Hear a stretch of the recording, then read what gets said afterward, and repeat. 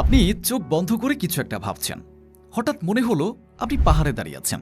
চারিদিকে সবুজ বন, ঠান্ডা হাওয়া লাগছে মুখে, আর দূরে একটা জলপ্রপাত শব্দ করে পড়ছে। কিন্তু প্রশ্ন হলো, আপনি তো ওই জায়গায় নেই। তবুও চোখ বন্ধ করলেই আপনি স্পষ্ট করে সেই জায়গাটা দেখতে পাচ্ছেন। তাহলে এই ছবিগুলো আসছে কোথা থেকে? আমাদের কল্পনায় যে ছবিগুলো ভেসে ওঠে, সেই ছবিগুলোর উৎস কোথায়? কখনো কি আপনার মনে হয়েছে কিছু ঘটনার আগেই আপনার মন কেমন করে ওঠে? মনে হয় আপনি যেন আগে থেকে জানতেন এটা ঘটতে যাচ্ছে। এটা কি শুধুই কাকতালীয়, নাকি আমাদের মস্তিষ্ক সত্যি ফ্রিকোয়েন্সির মাধ্যমে ভবিষ্যৎ অনুভব করতে পারে?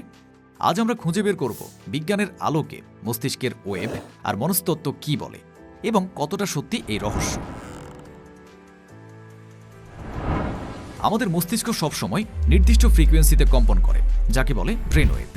এই ওয়েবগুলো মস্তিষ্কের বিভিন্ন অবস্থাকে নির্দেশ করে, যেমন ডেল্টা 0.5 থেকে 4 হার্জ, গভীর ঘুমের সময় সক্রিয়; থেটা 4 থেকে 8 হার্জ, স্বপ্ন দেখা বা গভীর চিন্তার সময়; আলফা 8 থেকে 13 হার্জ, রিল্যাক্সড বা শান্ত অবস্থায়; বিটা 13 থেকে 30 হার্জ, সচেতন চিন্তা বা কাজের সময়; গামা 300 থেকে 100 হার্জ, উচ্চমাত্রার ফোকাস বা একাগ্রতা।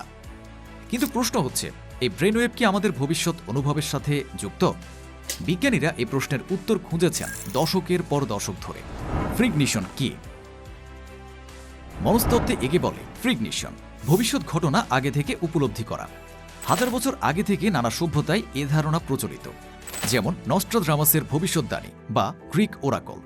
2002 সালে প্রিন্সটন ইউনিভার্সিটির পিয়ার ল্যাবের গবেষণায় বলা হয়, কিছু মানুষের ব্রেইন র্যান্ডম ফ্রিকোয়েন্সি বা র্যান্ডম ইভেন্টের সাথে অদ্ভুতভাবে সামঞ্জস্য করে, যেন তারা পূর্বাভাস পাচ্ছে। কিন্তু এটা কি শুধুই কাকতালীয়, নাকি এর পেছনে রয়েছে গভীর বৈজ্ঞানিক ব্যাখ্যা? কোয়ান্টাম ফিজিক্সে একটা মজার থিওরি রয়েছে, কোয়ান্টাম ইন্ট্যাঙ্গলমেন্ট। দুটি পার্টিকেল যখন দূরে থেকেও একে অপরের সঙ্গে যুক্ত থাকে। অনেক বিজ্ঞানী মনে করেন হয়তো মস্তিষ্কের নির্দিষ্ট অংশ কোয়ান্টাম ফ্রিকোয়েন্সির সাথে এমনভাবে সংযুক্ত, যা ভবিষ্যতের সম্ভাব্য ঘটনাকে অনুভব করে। এছাড়াও হোলোগ্রাফিক ইউনিভার্স থিওরি অনুসারে সবকিছু একটা ফ্রিকোয়েন্সি প্যাটার্ন, সময়, স্থান সবকিছু। তাহলে কি মস্তিষ্ক ওই ফ্রিকোয়েন্সিতে টিউন হলে ভবিষ্যৎ দেখা সম্ভব হবে? এই প্রশ্নের উত্তর এখনো অস্পষ্ট। 2012 সালে ডাক্তার ডিন রেডিন পরিচালিত একটি এক্সপেরিমেন্টে দেখা যায়, কিছু মানুষ র্যান্ডম চিত্র দেখানোর আগে তাদের ব্রেন ওয়েভে পরিবর্তন ঘটছিল। কিন্তু আরও বড় স্কেলে যখন পরীক্ষাগুলো করা হয়, ফলাফল আসে মিশ্র। কেউ কেউ বলে এটা কনফার্মেশন বায়াস, মানে আমরা নিজেরাই যেটা ভাবি সেটাকেই ঘটনার সাথে মিলিয়ে নিই। তবে এই গবেষণাগুলো এখনো প্রাথমিক পর্যায়ে রয়েছে। আরও অনেক গবেষণার প্রয়োজন এই রহস্য উন্মোচনের জন্য। এখন পর্যন্ত কোনো শক্ত বৈজ্ঞানিক প্রমাণ নেই যে আমরা সুনির্দিষ্টভাবে ভবিষ্যৎ দেখতে পারি। তবে মস্তিষ্কের কম্পন, সাইকোলজি এবং কোয়ান্টাম ফ্লাকচুয়েশনের কিছু আনএক্সপ্লেইনড ঘটনা গবেষকদের অবাক করে রেখেছে। বিজ্ঞান বনাম মিথ, এই দ্বন্দ্বের মাঝে লুকিয়ে আছে এই রহস্যের উত্তর। আমরা কি কখনো এমন পর্যায়ে পৌঁছাবো যেখানে আমাদের ব্রেইন সত্যি ভবিষ্যতের ফ্রিকোয়েন্সি ধরতে পারবে? চলুন আজকে আমরা ব্রেইনের গভীরে ঢুকে খুঁজে বের করি এই রহস্য। এই ভিডিও শেষে আপনি নিজেই বিস্মিত হয়ে যাবেন।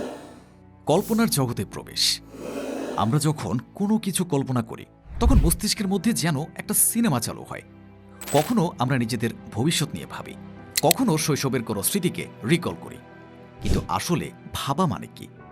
বিজ্ঞানীরা বলেন, কল্পনা হলো আমাদের ওয়ার্কিং মেমোরি এবং ভিজুয়াল কর্টেক্সের একযোগে কাজ করার ফলাফল।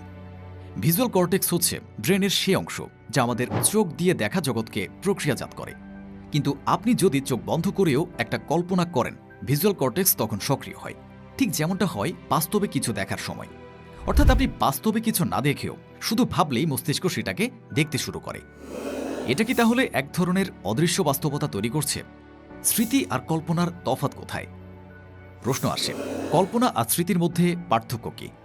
বিজ্ঞান বলছে, আমরা যখন কোনো পুরনো স্মৃতিকে রিকল করি, তখন মস্তিষ্কের যেসব অংশ কাজ করে, কল্পনা করার সময়ও ঠিক সেগুলো অনেকটাই কাজ করে।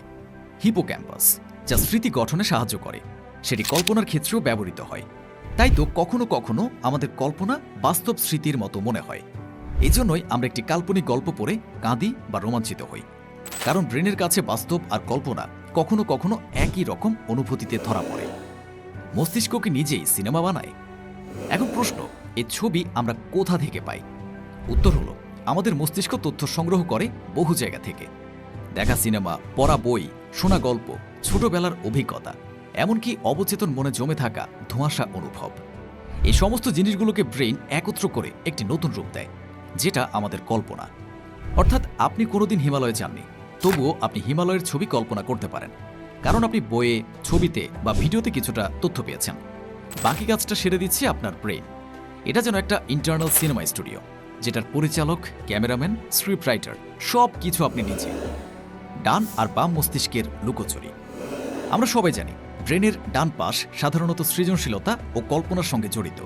যখন আপনি কিছু কল্পনা করেন বা মানুষ চোখে ছবি দেখেন, তখন ভিজুয়াল কর্টেক্সের পাশাপাশি ফ্রি ফ্রন্টাল কর্টেক্সও অ্যাক্টিভ হয়ে যায়, যেটা ভবিষ্যৎকে ভাবা, পরিকল্পনা তৈরি এবং কমপ্লেক্স চিন্তাভাবনার জন্য কাজ করে। এখান থেকে আসে আমাদের ভবিষ্যতের কল্পনা, ডে ড্রিমিং বা এমনকি ক্রিয়েটিভ ভিজুয়ালাইজেশন। আর এখানে জড়িয়ে আছে অনেক বড় রহস্য। আপনি যা কল্পনা করছেন সেটাই হয়তো আপনার পরবর্তী সিদ্ধান্ত, কর্ম, এমনকি ভবিষ্যতের রূপ নির্ধারণ করে দিচ্ছে। তাহলে কি আমরা নিজেদের বাস্তবতা তৈরি করছি? প্রশ্ন হল, কল্পনা যদি এতটাই শক্তিশালী হয়, তাহলে কি আমরা নিজেরাই নিজের বাস্তবতা গড়ে নিচ্ছি? মনোবিজ্ঞান বলছে, হ্যাঁ, অনেক ক্ষেত্রেই আপনি যেমন কল্পনা করছেন তেমন কাজ করছেন। যারা নিজের ভবিষ্যৎ নিয়ে পজিটিভভাবে কল্পনা করেন, তারা নাকি জীবনে বেশি সফল হন। আবার যারা ট্রমার অভিজ্ঞতা বারবার কল্পনায় ফেরত আনেন, তারা হতাশায় ভোগেন। এতদিন আমরা ভাবতাম কল্পনা শুধু অলস সময়ের ব্যাপার, কিন্তু এখন বিজ্ঞান বলছে আপনার কল্পনা আপনার ভবিষ্যতের ছাঁচ। তাহলে আপনি যখন কল্পনা করেন, আপনি শুধু ছবি দেখেন না, আপনি ভবিষ্যতের ইট কাঠও গাঁথেন। আপনার ব্রেইন প্রতিদিন অদৃশ্য ক্যানভাসে নতুন বাস্তবতা আঁকছে। আপনি এখন কি ভাবছেন? এখনই যে ছবিটা আপনার মাথায় আসছে, সেটা কি হতে পারে আপনার ভবিষ্যতের রূপরেখা? কমেন্টে জানান কল্পনার কোন বিষয় আপনাকে সবচেয়ে বেশি ভাবায়। আর যদি এই রকম মাইন্ড ব্লোয়িং ভিডিও পছন্দ হয়, তাহলে লাইক করুন, সাবস্ক্রাইব করুন সপ্তরঙ্গকে, যেখানে আমরা প্রতিটি প্রশ্নকে খুঁটিয়ে দেখি বৈজ্ঞানিক চোখে।